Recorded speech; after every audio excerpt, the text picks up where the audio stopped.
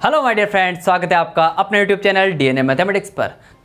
ये चैनल बनाया है आप लोगों की ऑनलाइन स्टडीज़ के लिए, ताकि आप लोग घर बैठे जिनका कोर्स कंप्लीट नहीं हो पाया है किसी कारणवश क्लास में, या फिर जिनका छूट गया है, या ऐसे बच्चे जो किसी कारण ट्यूशन से वंचित है, वो इस चैनल का और इन वीडियोस का लाभ घर बैठे ले सकते हैं। तो माय डियर फ्रेंड्स, आप देखें और जिनको इसकी ज़रूरत है उनको शेयर करें, व्हाट्सअप, फेसबुक वगैरह। आपको जो सूटेबल लगे कि उस बच्चे को इसकी ज़रूरत है, उसको ज़रूर शेयर करें, ताकि कोई भी बच्चा शिक्षा से वंचित ना रहे। जो स्कूल जाने में असमर्थ है वो भी आजकल मोस्टली मोबाइल रखने लग गए हैं, तो उनको ये शेयर करें और हमारे इन वीडियोज़ के थ्रू उनकी शिक्षा को ऊपर बढ़ाने में उनका सपोर्ट करें। तो my dear friends, next chapter start करते हैं। फोर्थ चैप्टर का इम्यूनिटी एंड ब्लड ग्रुप। हम लोगों ने ब्लड ग्रुप्स के बारे में थोड़ी जानकारी पार्ट 2 में ले ली थी कि ब्लड ग्रुप कौन कौन से होते हैं, A B and O. 4 type के ब्लड ग्रुप देखे थे, उसमें RH फैक्टर देख लिया था। अब उससे आगे विस्तार से हम लोग ब्लड ग्रुप के बारे में इस चैप्टर में पढ़ने वाले हैं। तो माय डियर फ्रेंड्स, फर्स्ट है अपना प्रतिरक्षा। प्रतिरक्षा क्या होती है? हमारे शरीर में रोगाणुओं से लड़ने की क्षमता। इसको आप लोग यूं समझ सकते हो कि मान लो कोई बाहर से अटैक करने आ रहा है, तो एक तो हमारा दरवाजा उसको रोक लेगा। अगर वो दरवाजे को क्रॉस करके आ भी गया तो हमारे घर में भी थोड़े बहुत हथियार रखे होते हैं, या फिर हमारी अगर खुद के बाहुबल में ताकत है तो हम लोग उसको हाथों से, लात घुसों से मार के भगा देंगे। दूसरा, अगर वो कोई हथियार लेके आया है तो हम लोग उसको किसी हथियार से मारेंगे। तो अगर वो लड़ाई करने वाला अपने पास कोई हथियार लेके आ रहा है लड़ने, तो हम लोग भी उससे लड़ने के लिए हथियार उठा लेंगे, अगर हथियार की आवश्यकता हुई तो। और अगर हथियार की आवश्यकता नहीं हुई तो हम डायरेक्ट अपने बाहुबल से भी उसको चित कर सकते हैं। वैसे ही हमारे शरीर में एक प्रतिरक्षी तंत्र होता है, जो बाहर से रोगाणु, हमारे शरीर में रोगाणु, एक तो होता है नॉर्मल रोगाणु, जिसको हमारी बॉडी के अंदर ही एक प्रतिरक्षी तंत्र होता है, वो छोटे मोटे रोगाणुओं को तो वो भगा देता है। लेकिन जो मोस्टली बड़े टाइप के रोगाणु होते हैं, लाइक मलेरिया के, डायबिटीज के, डेंगू के, इनके रोगाणु होते हैं, इनको हमारी बॉडी इतनी कैपेबल नहीं होती है कि इनको इजीली अवॉइड कर सके। फर्स्ट है प्रतिरक्षा। प्रतिरक्षा क्या होता है माय डियर फ्रेंड्स, एक बार हम लोग बुक की डेफिनेशन देख लेते हैं। रोगाणुओं के उन्मूलन हेतु शरीर में होने वाली क्रियाओं तथा संबंधित तंत्र के अध्ययन को प्रतिरक्षा विज्ञान कहा जाता है। होता क्या है, मानव शरीर हर दिन अनेक रोगाणुओं से उद्भासित होता रहता है, परंतु फिर भी ये बड़ी आसानी से रोगग्रस्त नहीं होता है। इसका प्रमुख कारण रोगाणु उन्मूलन हेतु शरीर में उपस्थित प्रतिरोधक क्षमता है। सो माय डियर फ्रेंड्स, सुबह से शाम तक हम जो भी खाते हैं, पीते, श्वास लेते हैं, कुछ भी क्रिया करते हैं, तो उसके थ्रू हमारे शरीर में कीटाणु जाते रहते हैं। इन सब कीटाणुओं, रोगाणुओं से लड़ने के लिए हमारे बॉडी में एक प्रतिरक्षी तंत्र बना होता है, और इस तंत्र के अंदर अस्थि मज्जा, बोन मेरो क्या होता है, हमारे हड्डियों के बीच में जो रिक्त स्थान पर जो सामान पाया जाता है उसको बोन मेरो बोला जाता है। बोन मेरो है, थाइमस ग्रंथि है, हमारे शरीर में यकृत है, यकृत और भी कई सारे जैसे लसिका ग्रंथियां हैं, ये खूब सारे सामान हैं हमारे शरीर में, हमारी बॉडी के अंदर, जो क्या करते हैं, रोगाणुओं से लड़ने में हमारी बॉडी की हेल्प करते हैं।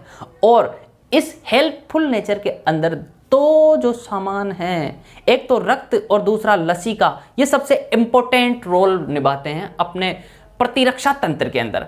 तो माय डियर फ्रेंड्स, प्रतिरक्षा तंत्र को हम लोग 2 पार्ट में विभाजित करते हैं। कितने पार्ट में विभाजित करते हैं? ये प्रतिरक्षा तंत्र है अपना, इस प्रतिरक्षा तंत्र को 2 पार्ट में विभाजित करते हैं हम लोग। पहला है हमारा जो हम लोगों को जन्मजात मिलता है, जैसे ही हम लोग पैदा होते हैं वो प्रतिरक्षा तंत्र हमारे साथ ही पैदा होता है। वो कौन सा है?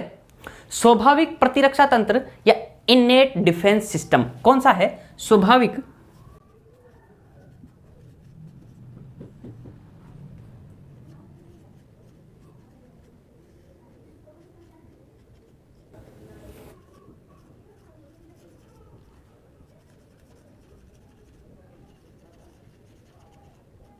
पहला है स्वाभाविक प्रतिरक्षा तंत्र या इनेट डिफेंस सिस्टम। ये क्या होता है, हमें जन्म से मिलता है। जैसे हम लोग माता के गर्भ से निकले, ये हमारे साथ ही पैदा होगा और ये किसी भी पर्टिकुलर डिजीज के लिए, किसी पर्टिकुलर रोग से नहीं लड़ता। ये सभी जितने भी डिजीज होते हैं उनसे बराबर मात्रा में लड़ता है।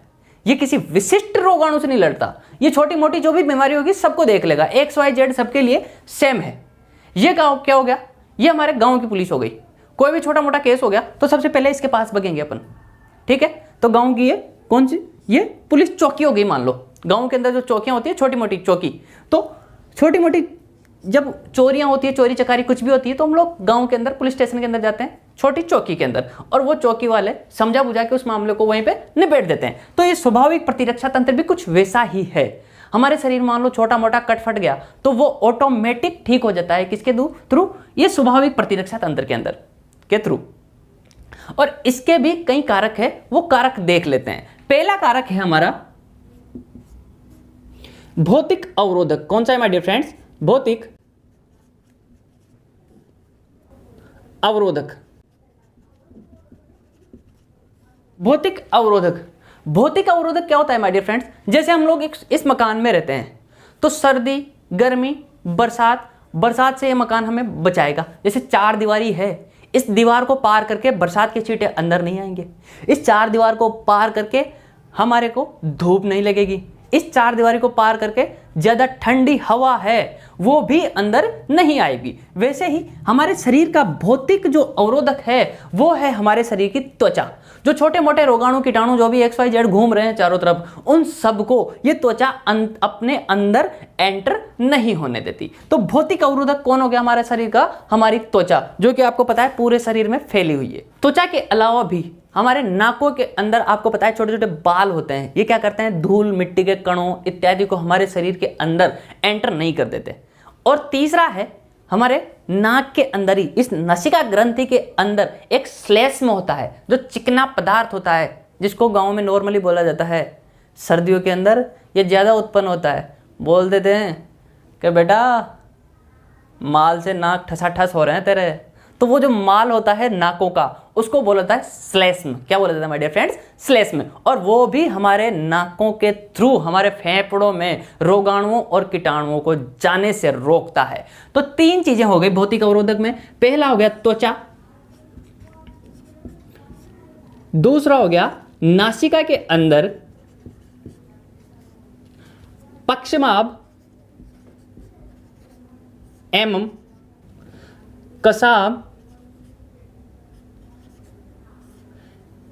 और इसी नाक के अंदर तीसरा कौन था हमने, श्लेष्म। इनके अलावा भी कई और भी भौतिक अवरोधक होते हैं जो नॉर्मली अपने शरीर में रोगाणुओं और कीटाणुओं को एंटर नहीं होने देते। दूसरा स्वाभाविक प्रतिरक्षा तंत्र का हमारा जो कारक है वो है रासायनिक अवरोधक। कौन सा है माय डियर फ्रेंड्स, रासायनिक अवरोधक। जैसे हम लोगों ने हमारे भोजन तंत्र में पढ़ा था, पेट क्या कर रहा था, HCl प्रोड्यूस कर रहा था, एक अम्ल निकाल रहा था। तो वो अम्ल क्या करता है, भोजन के अंदर जितने भी कीटाणु है उन कीटाणुओं का सफाया कर देता है। कौन, पेट के अंदर से, आमाशय के अंदर से निकला हुआ अम्ल। यहां पे हमारे लार निकल रही थी, ये लार भी क्या करती है, थोड़े बहुत कीटाणुओं का नष्ट ये कर देती है। लेकिन जो हाई फाई रहते हैं, जो ज्यादा बड़े कीटाणु रहते हैं, जो इनके बस की बात नहीं होती, उन कीटाणुओं को हम लोग दवाइयों के थ्रू नष्ट करते हैं, वो आगे वाले में देखेंगे। तो क्या करता है, हमारे पेट के अंदर कौन सा हो गया, आमाशय के अंदर HCl हो गया। तीसरा है वेजाइना या योनि के अंदर लैक्टोबैसिलस अम्ल देखा था, जिसके कारण वहां का वातावरण लैक्टिक या अम्लीय होता था, लैक्टिक अम्ल होता है वेजाइना के अंदर। पेट के अंदर, आमाशय के अंदर HCl हो गया, एक लार हो गया। तीसरे हमारे अश्रु, बोला जाता है ना कि रोने से आंखें साफ हो जाती है, आंखों के कीटाणु बाहर निकाल जाते हैं। तीसरा है हमारा पसीना, हमारी बॉडी पर क्या होता है, पसीना होता है, इसलिए तो बोला जाता है बेटा थोड़ा काम कर ले, पसीना निकलेगा तो हेल्थ सही रहेगी। वो पसीना भी क्या करता है, हमारे शरीर के अंदर एक स्वाभाविक प्रतिरक्षा तंत्र का कारक है, जो हमारे शरीर में से कीटाणुओं को बाहर उत्सर्जित करता है। Okay my dear friends, next है हमारा कोशिका अवरोधक। क्या है? कोशिका अवरोधक।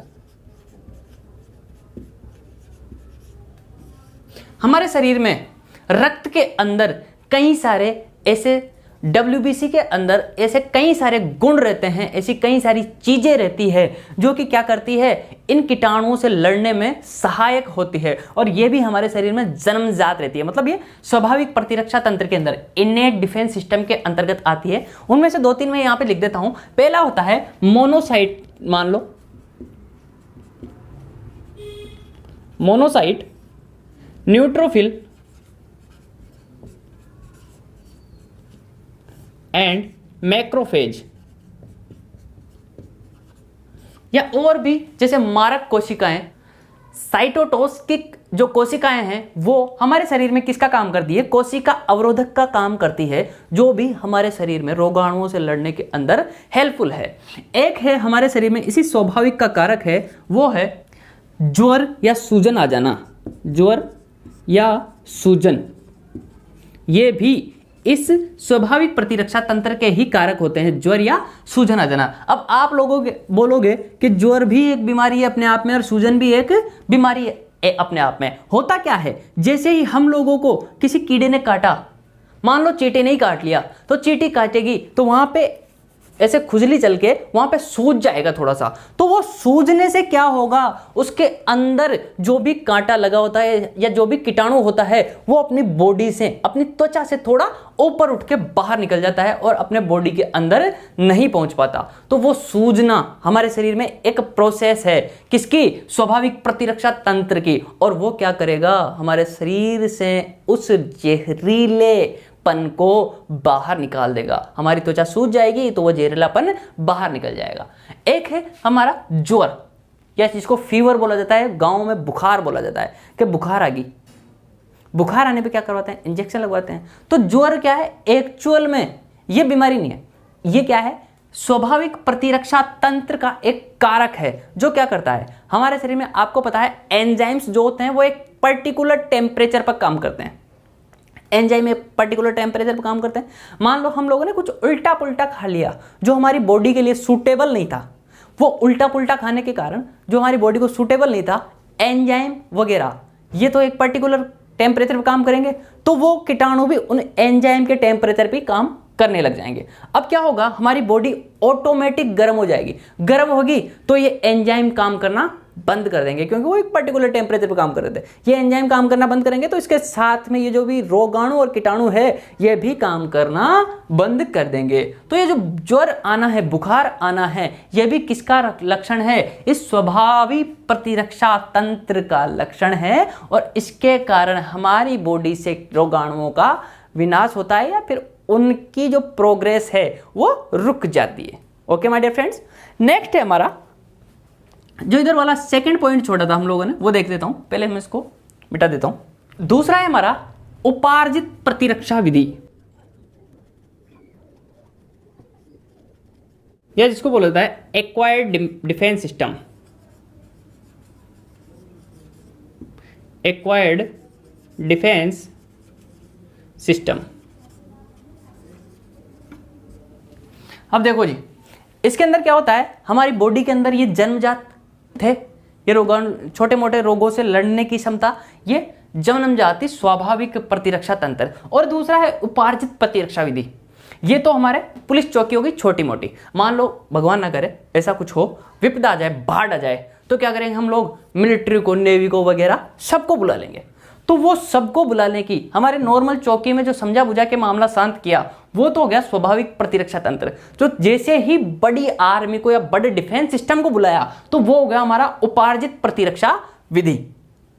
ओके माय डियर फ्रेंड्स, तो इसके भी कई कारक होते हैं। एक्चुअल में ये क्या होती है, 2 टाइप की होती है। एक तो होती है, पहली होती है सक्रिय प्रतिरक्षा। कौन सी होती है? सक्रिय प्रतिरक्षा। दूसरी होती है निष्क्रिय प्रतिरक्षा। कौन सी होती है? निष्क्रिय प्रतिरक्षा। सक्रिय प्रतिरक्षा को हम लोग इस तरीके से समझ सकते हैं कि मान लो कोई मेरे पास रोजाना खाना लेने के लिए आता है, तो एक तो मैं रोजाना उसको एक एक रोटी दूं कि भैया एक रोटी ले जा, फिर वो दूसरे या तीसरे चौथे रोज आएगा, उसको एक रोटी फिर दे दी। रोजाना या तो उसको एक एक रोटी दे रहा हूं, मैं खाना दे रहा हूं, रोजाना खाना दे रहा हूं। या फिर मैं क्या करूं, उसको एक दिन अपने पास बुलाऊं और उसे ही खाना बनाना सिखा दूं। उसे क्या करूं, एक दिन मैं फुल्ली ट्रेनिंग दे दूं उसको कि भैया तू खाना बना के ना सीख के ही जाएगा आज। तो उसको खाना बनाने की जो ट्रेनिंग दे दी मैंने, तो उसके बाद वो दोबारा खाना मांगने नहीं आएगा। और ये देखो, इसी के थोड़ा समकक्ष है, इसी से रिलेट करता है हमारा सक्रिय प्रतिरक्षा तंत्र। इसके अंदर एक्चुअल में क्या होता है, हम मेरे जन्मजात तो नहीं होता, लेकिन जैसे ही हम लोग पैदा होते हैं उसके बाद में आपने सुना होगा पोलियो का टीका देते हैं। कई बच्चों में क्या करते हैं, पैदा होने के बाद हर 6 महीने के अंतराल में, हर 3 महीने के अंतराल में उनका टीकाकरण किया जाता है, उनको पोलियो की ड्रॉप्स दी जाती है, या उनको और भी कई सारे टीके देने होते हैं। तो उन टीकों से क्या होता है, उनका जो डिफेंस सिस्टम है वो थोड़ा मजबूत होता है, और आगे आने वाले फ्यूचर के अंदर होने वाली बीमारियों से लड़ने के लिए उनके शरीर के अंदर ये टीके डाले जाते हैं, ताकि अगर कोई ऐसी वैसी बीमारी आए, इन टीकों से रिलेटेड पर्टिकुलर बीमारी आए, तो उससे उनका बॉडी क्या होगी, लड़ने में सक्षम हो जाएगी। इसलिए बच्चों को क्या करते हैं, बचपन में एक मान लो पोलियो का टीका दिया जाता है, जिससे आने वाले फ्यूचर में उनको पोलियो नहीं होता है। ये तो हो गया हमारा सक्रिय प्रतिरक्षा तंत्र। पैदा होने के बाद में कुछ टीके लगाए जाते हैं पर्टिकुलर बीमारी के लिए, और वो टीके क्या हो गए, सक्रिय प्रतिरक्षा तंत्र का काम करते हैं। दूसरा है हमारा निष्क्रिय प्रतिरक्षा तंत्र। अब मान लो हमें बहुत तेज बुखार आ गई, हमने खूब सारे कीटाणु रोगाणु वगैरह मुंह में ले लिए, हम लोगों को बहुत तेज बुखार आ गई, तो ना तो ये स्वाभाविक प्रतिरक्षा तंत्र काम करेगा वहां पर, और ना ही ये सक्रिय प्रतिरक्षा तंत्र काम करेगा। उसके लिए हम लोग डॉक्टर के पास जाते हैं, फिर वहां से मेडिसिन लेते हैं, और फिर सुई भी लगवा लेते हैं। अगर उससे भी काम नहीं बना, हम लोगों को उसके साथ दस्त भी और उल्टी भी है, तो हम लोग क्या करेंगे, बोतल या ड्रिप चढ़वाएंगे, और उसके बाद थोड़े तैयार होते हैं। तो वो जो हम लोगों ने एडिशनल मेडिसिन ली पर्टिकुलर बीमारी के लिए, उसको बोलेंगे हम लोग निष्क्रिय प्रतिरक्षा तंत्र। और इनके अंदर क्या होता है, पर्टिकुलर बीमारी के लिए पर्टिकुलर दवाई दी जाती है, और वो पर्टिकुलर दवाई पर्टिकुलर बीमारी को ही ठीक करती है। मान लो सिर दर्द किया, तो मैं सिर दर्द की गोली खा लूंगा, सिर दर्द ऑटोमेटिक ठीक हो जाएगा। अब सिर भी दर्द कर रहा है, बुखार भी आ रही है, खांसी भी हो रही है, जुकाम भी हो रही है, 4 बीमारियां हो रही है मेरे को, और मैंने ओनली सिर दर्द की गोली खाई, तो वो ओनली क्या करेगी, सिर दर्द को ही ठीक करेगी। वो ऐसा नहीं है कि सारी बीमारियों को एक साथ ठीक कर दे। वो ऐसा काम किसमें होता है, स्वाभाविक प्रतिरक्षा तंत्र में। ये क्या करता है, बिना कुछ सोचे समझे जो भी बीमारी होती है सबके अंदर बराबर बराबर योगदान देता है। लेकिन इसके अंदर उपार्जित प्रतिरक्षा विधि के अंदर जो हम लोग पर्टिकुलर दवाई लेंगे, वो पर्टिकुलर रोग के लिए ही लेंगे। क्लियर है माय डियर फ्रेंड्स। तो सक्रिय तो हो गया, जो हम लोगों को बचपन में टीके दिए जाते हैं वो किसके लिए होते हैं, सक्रिय प्रतिरक्षा के लिए। और बाद में जैसे ही हम लोगों को फीवर वगैरह हुआ, उसके लिए जो दवाई ली उसको बोलेंगे हम लोग निष्क्रिय प्रतिरक्षा तंत्र। एक बार बुक की डेफिनेशन देख लेते हैं। उपार्जित प्रतिरक्षा विधि, एक्वायर्ड डिफेंस मैकेनिज्म, यह अनुकूली अथवा विशिष्ट प्रतिरक्षा भी कहलाती है। इस प्रकार की प्रतिरक्षा में एक पोषक किसी विशेष सूक्ष्म जीव अथवा बाह्य पदार्थ के प्रति अत्यंत विशिष्ट प्रघात करता है। इस प्रतिरक्षा में प्रतिरक्षियों का निर्माण किया जाता है। ये प्रतिरक्षी प्रतिजन के साथ विशिष्ट प्रकार की अभिक्रिया करते हैं। अभिक्रियाओं के कारण कोशिका मध्यस्थ प्रतिरक्षा, सेल मेडिएट इम्यूनिटी सक्रिय होती है। इन सब के परिणाम स्वरूप शरीर में प्रतिजन का उन्मूलन किया जाता है। विशिष्ट प्रतिरक्षा 2 प्रकार की होती है। पहली हम लोगों ने देखी है सक्रिय प्रतिरक्षा या एक्टिव इम्यूनिटी, दूसरा है निष्क्रिय प्रतिरक्षा या पैसिव इम्यूनिटी। पहली है सक्रिय प्रतिरक्षा, एक्टिव इम्यूनिटी। यह क्या होती है, ऐसी प्रतिरक्षा जिसमें शरीर प्रतिजन के विरुद्ध स्वयं प्रतिरक्षियों का निर्माण करता है। यह प्रतिरक्षा केवल उस विशिष्ट प्रतिजन के लिए होती है जिसके विरुद्ध प्रतिरक्षी का निर्माण होता है। दूसरा है निष्क्रिय प्रतिरक्षा। इस प्रकार की प्रतिरक्षा में शरीर में किसी विशेष प्रतिजन के विरुद्ध बाहर से विशिष्ट प्रतिरक्षी प्रविष्ट करवाए जाते हैं। इस प्रतिरक्षा में शरीर द्वारा प्रतिरक्षी निर्माण नहीं किया जाता है। उदाहरण के लिए डिप्थीरिया व टिटेनस के टीके। प्रतिजन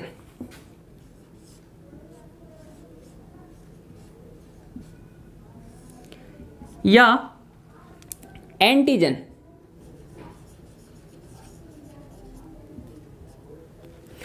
प्रतिजन क्या होता है माय डियर फ्रेंड्स? जैसे हमारे शरीर में कीटाणु गए, कीटाणु क्या हो गया, अंदर जाके उन्होंने अपना काम स्टार्ट कर दिया, तो वो जो कीटाणु होते हैं एक्चुअल में उन कीटाणुओं को ही प्रतिजन बोला जाता है, जो हमारे शरीर की तबीयत खराब कर देते हैं या अंदर जाके कुछ गड़बड़ घोटाला कर देते हैं, उन्हीं कीटाणुओं को एक्चुअल में प्रतिजन बोला जाता है। और फिर हम लोग इनको मारने के लिए जो दवा लेते हैं, वो दवा अंदर जाके किसका काम करती है? ये करती है प्रतिरक्षी का काम। किसका काम करती है? प्रतिरक्षी या फिर एंटीबॉडी। एंटीबॉडी का काम कौन कर रही है? दवा कर रही है। और प्रतिजन कौन हो गया? तो हमारे शरीर के लिए या नॉर्मल लाइफ में देखा जाए तो या चोर या डाकू या फिर कोई भी हमारे डकैत आ गया या कोई विपदा आ गई, तो वो विपदा तो हो गई प्रतिजन। और हमारे नेवी, पुलिस या फिर आर्मी वगैरह कौन हो गए? हमारे प्रतिरक्षी। जैसे कि इस वर्ड के अंदर ही छिपा हुआ है रक्षी, रक्षा करने वाला। तो ये तो हो गया हमारे शरीर की रक्षा करने वाला, और ये प्रतिजन हो गया हमारे शरीर को नुकसान पहुंचाने वाला। तो ये क्या करेगा? पहले ये एंट्री लेगा, फिर हम बाहर से इस प्रतिरक्षी की एंट्री करवाएंगे, और वो प्रतिरक्षी क्या करेगा? इसको डीएक्टिवेट कर देगा और हमारे शरीर की रक्षा कर देगा। नेक्स्ट टॉपिक है माय डियर फ्रेंड्स, प्रतिजन एवं प्रतिरक्षी। प्रतिजन क्या होता है? जो बाहर से चोर डकैत जो भी आ रहे थे उनको बोल रहे थे हम लोग प्रतिजन, और जो भी हमारी बॉडी की रक्षा करती फौज, पुलिस, आर्मी, मिलिट्री जो भी है वो हमारे बॉडी की, उनको बोल रहे थे प्रतिरक्षी। तो एक निश्चित प्रतिजन के लिए एक निश्चित प्रतिरक्षी बना होता है या फिर बनता है। एक्चुअल में क्या होता है? हमारे बॉडी के अंदर, हमारी रक्षा, बॉडी के अंदर रक्षा कवच के रूप में एक तो होता है लसिका, दूसरा होता है रक्त। इनका हमारे शरीर को प्रोटेक्शन देने में इंपॉर्टेंट रोल रहता है। और रक्त के अंदर आपको पता है कि जो WBC होता है, व्हाइट ब्लड सेल्स, WBC या श्वेत रुधिर कणिकाएं, इनको शरीर के सैनिक बोला जाता है। क्या बोला जाता है माय डियर फ्रेंड्स? शरीर के सैनिक। मोस्टली जितने भी लड़ाई दंगे होते हैं ना शरीर के अंदर, उन सबको ये WBC मोस्टली यही संभालता है। और जो नॉर्मल और भी है, जैसे HCl थोड़ा बहुत हेल्प कर रहा है, इसका थाइमस हेल्प कर रही है, लार हेल्प कर रही है, वेजाइना के अंदर जो लैक्टोबैसिलस है वो हेल्प कर रहा है, और भी खूब सारे। लेकिन मोस्ट ऑफ द रोल किसका होता है इसके अंदर? WBC का। अब एक्चुअल में क्या होता है? WBC के अंदर होता है जी, दो चीजें होती है। लिम्फोसाइट होते हैं, पहला होता है B लिम्फोसाइट और दूसरा होता है T लिम्फोसाइट। एक्चुअल में होता क्या है? जैसे ही ये प्रतिजन क्या आया? प्रतिजन, या यूं मान लो कि ये चोर डाकू है, जो भी है वो इसके पास आएगा B लिम्फोसाइट के पास। ये B लिम्फोसाइट के पास आया और इसने इसको उकसाया। ये इसको क्या करेगा? उकसाएगा। भाई ला तेरे पुलिस को बुला, ला तेरे पुलिस को बुला, जो भी तेरी सेना है उसको बुला। अब ये क्या करेगा? ये किसको बुलाएगा? ये बुलाएगा प्रतिरक्षी को। किसको बुलाएगा? कि भैया प्रतिरक्षी हो, आ जाओ, मेरे ऊपर तो अटैक हो गया। तो ये किसको बुलाएगा? प्रतिरक्षी का निर्माण करवाएगा। ओके माय डियर फ्रेंड्स, तो ये प्रतिरक्षी और प्रतिजन एक मतलब केप और एक पेन के जैसे हो गए। ये हो गया प्रतिजन, ये आएगा और ये प्रतिरक्षी इसके लिए उत्पादित होगा। ये दोनों आपस में संयोजित हो जाएंगे और वो बीमारी वहां पे खत्म हो जाएगी। ओके माय डियर फ्रेंड्स, तो इनकी डेफिनेशन देख लेते हैं हम लोग। प्रतिजन क्या होता है? प्रतिजन वह बाहरी रोगाणु अथवा पदार्थ है जो शरीर में प्रविष्ट होने के पश्चात B लसिका कोशिका, B लिम्फोसाइट कोशिका को प्रतिरक्षी उत्पादक प्लाज्मा कोशिका में रूपांतरित कर प्रतिरक्षी उत्पादन हेतु प्रेरित करता है। क्या करता है? इसको प्लाज्मा कोशिका में रूपांतरित करेगा और इसको प्रतिरक्षी उत्पादन हेतु प्रेरित करता है तथा विशिष्ट रूप से उस ही प्रतिरक्षी से अभिक्रिया करता है। मान लो ये वाला प्रतिजन है तो ये इस पेन के लिए ही बना है, इसके लिए ये प्रतिरक्षी भी विशिष्ट होना चाहिए। Okay my dear friends, clear है? इसके लिए मान लीजिए इस प्रतिजन के लिए मैं ये वाला प्रतिरक्षी ले लेता हूं जो क्या है, इसमें फिट नहीं बैठेगा, ये इसके लिए सूटेबल नहीं है, तो इसके लिए क्या होगा, इस प्रतिजन के लिए एक विशिष्ट प्रकार का प्रतिरक्षी हो जाएगा। ओके माय डियर फ्रेंड्स, तो ये तो था आपका प्रतिजन या हमारी बॉडी पे आने वाला अटैकर्स। नेक्स्ट है प्रतिरक्षी। प्रतिरक्षी वह प्रोटीन होता है, क्या होता है, यह एक प्रोटीन होता है जो देह में उपस्थित बी लसिका कोशिकाओं, बी लिम्फोसाइट के द्वारा किसी प्रतिजन से विशिष्ट रूप से संयोजित हो सकता है। ओके माय डियर फ्रेंड्स, प्रतिजन क्या होता है एक्चुअली, 6000 डाल्टन या इससे ज्यादा आणविक भार वाला एक रोगाणु होता है। क्या होता है, रोगाणु होता है जो बी लिम्फोसाइट को ये प्रतिरक्षी उत्पादन हेतु प्रेरित करता है और ये एक्चुअल में विशिष्ट प्रणाली के अंतर निम्न बिंदुओं से कार्य करता है। ये हम लोग एक बार बुक की डेफिनेशन के थ्रू देख लेते हैं। विशिष्ट प्रतिरक्षा में प्रतिजन के विनाश की कार्यविधि 4 चरणों में संपादित होती है। पहला है अंतर्निहित प्रतिजन तथा बाह्य प्रतिजन में विभेद करना। दूसरा, बाह्य प्रतिजन के ऊपर व्याप्त एंटीजनी निर्धारकों की संरचना के अनुसार बी लसिका कोशिकाओं, बी लिम्फोसाइट सेल द्वारा प्लाज्मा कोशिकाओं का निर्माण करना। तीसरा है प्लाज्मा कोशिकाओं द्वारा विशिष्ट प्रतिरक्षियों का निर्माण करना। चौथा है प्रतिजन प्रतिरक्षी, एंटीजन एंड एंटीबॉडी प्रतिक्रिया तथा कोशिका माध्यित प्रतिरक्षा, सेल मेडिएट इम्यूनिटी CMI द्वारा प्रतिजन का विनाश। ये चारों जो पॉइंट थे ये थे हमारे किसी प्रतिजन को नष्ट करने की प्रोसेस के 4 point. Next my dear friends, प्रतिरक्षी। प्रतिरक्षी एक्चुअल में इसको इम्यूनोग्लोबिन, संक्षिप्त में क्या बोला जाता है, IG, इम्यूनोग्लोबिन भी बोला जाता है। ये क्या है, ये प्लाज्मा कोशिकाओं द्वारा निर्मित गामा ग्लोबुलिन, गामा, ये गामा का साइन है अपना, गामा ग्लोबुलिन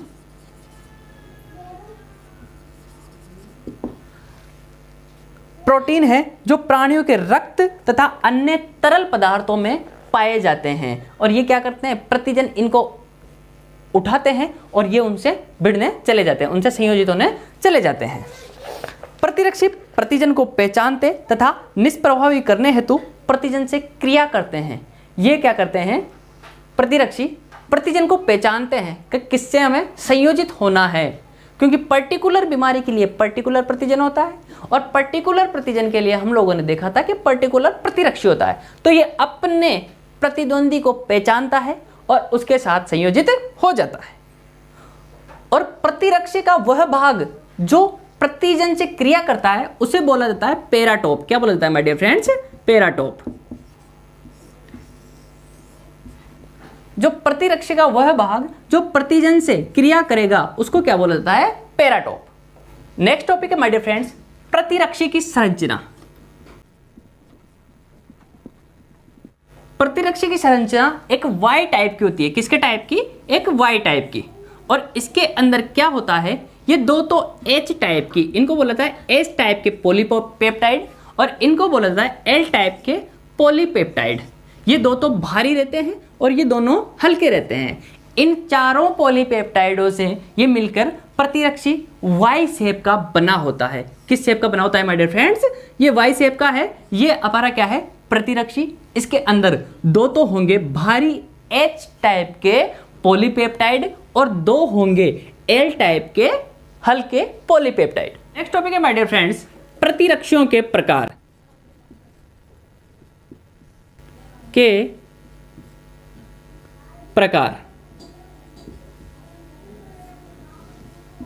प्रतिरक्षियों के प्रकार। प्रतिरक्षी एक्चुअल में 5 टाइप के होते हैं। कितने टाइप के होते हैं माय डियर फ्रेंड्स, 5 टाइप के। कौन कौन से, alpha, gamma, delta, epsilon and mu. और इनसे जो प्रतिरक्षी श्रृंखलाएं बनती है, इन पॉलीपेप्टाइडों से जो प्रतिरक्षी श्रृंखलाएं बनती है और जो प्रतिरक्षी होता है उनके नाम हम लोग कुछ इस तरीके से देते हैं। जैसे इसको बोला जाता है अल्फा, तो इसको डिनोट करेंगे हम लोग IgA से। अल्फा का क्या ले दिया, ये है अल्फा। अल्फा का क्या ले लिया हम लोगों ने, A यहाँ पर ले लिया। ये है गामा, क्या है गामा। गामा से हम लोगों ने इसको डिनोट कर दिया आई जी कैपिटल जी। इसको बोला जाता है डेल्टा, क्या बोलता है my dear friends, delta. Delta का हम लोगों ने डी उठाया और यहां पे लिख दिया I small G and capital D. ये है एप्सिलॉन, एप्सिलॉन, एप्सिलॉन को डिनोट कर दिया हम लोगों ने आई जी कैपिटल ई से। इसी तरीके से म्यू जो है, म्यू को डिनोट कर दिया हम लोगों ने आई जी और एम से। ओके माय डियर फ्रेंड्स, तो ये 5 तरीके के क्या हो गए, प्रतिरक्षी हो गए। इनमें ये अल्फा एक द्विलक संरचना है। कौन सी संरचना है, द्विलक संरचना है, जबकि आईजीएम एक पंचलक संरचना है। कौन सी माय डियर फ्रेंड्स, पंचलक संरचना है। जबकि ये जो तीनों बची, ये तीनों एकलक या फिर मोनोमेरिक संरचनाएं होती है। इनकी कौन सी होती है, ये क्या है, पॉलीपेप्टाइड है और इनकी एक निश्चित श्रृंखला होती है।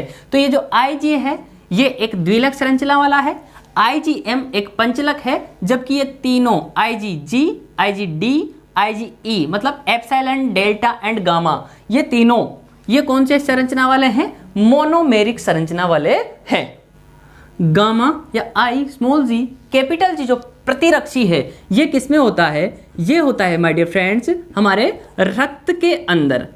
और जब भ्रूण माँ के गर्भ में होता है तब हम लोगों ने देखा था कि एक प्लेसेंटा नली इसकी गर्भाशय से जुड़ी होती है और इस प्लेसेंटा नली के थ्रू ये जो गामा प्रतिरक्षी पॉलीपेप्टाइड है, ये गामा प्रतिरक्षी पॉलीपेप्टाइड आईजीजी इस भ्रूण के अंदर होने वाले प्रतिजनों को संयोजित होता है। ओके माय डियर फ्रेंड्स, कौन सा, गामा वाला या आईजीजी, ये एक ऐसा पॉलीपेप्टाइड है जो प्लेसेंटा के थ्रू भ्रूण के अंदर पहुंच जाता है। आईजीए एक ऐसा प्रतिरक्षी है जो मां के दूध में पाया जाता है। किसके दूध में पाया जाता है, ये मां के दूध के अंदर पाया जाता है और ये नवजात शिशु की रक्षा के लिए बहुत ही आवश्यक है। कौन सा, अल्फा वाला जो प्रतिरक्षी है या जिसको आईजीए नाम से हम लोग बोल रहे थे, ये वाला नवजात शिशु जो पैदा हो जाता है उसकी रक्षा के लिए कौन सा इंपॉर्टेंट है, अल्फा वाला। और जो पेट में रहता है शिशु उसकी रक्षा के लिए, भ्रूण के लिए गामा वाला हमारे जो प्रतिरक्षी है ये बहुत ही इंपॉर्टेंट होता है। Okay my dear friends, clear है? Thank you my dear friends, next देखेंगे नेक्स्ट पार्ट में।